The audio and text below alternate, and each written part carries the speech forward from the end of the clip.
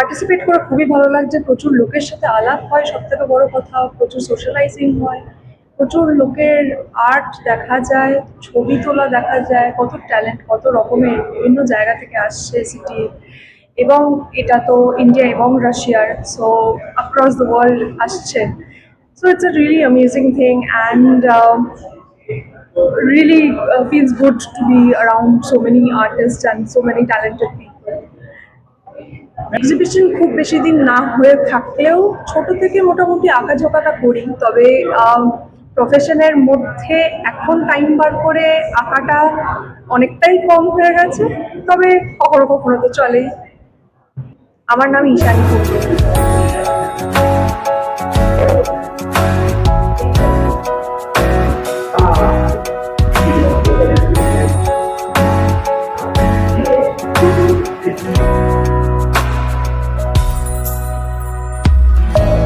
মাধ্যম থেকে easily communicate করা হয়।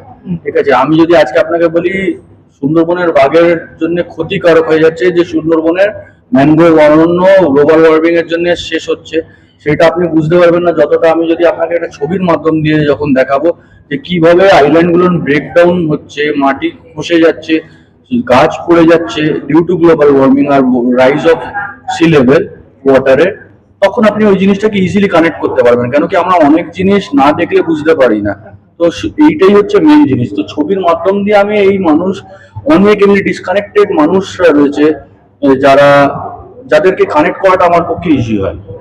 তো এই জন্যই ছবি তোলাটা একটা ন্যাক থেকেও বড় আমি নিজের জন্য একটা রেসপন্সিবিলিটি মনে করি। বিকজ আমি যখন ন্যাশনাল ইন্টারন্যাশনাল অ্যাওয়ার্ড পাচ্ছি, যে খুশিটা হচ্ছে তার থেকে ডবল খুশি হবে যখন আমি মানুষকে সচেতন করতে পারছি।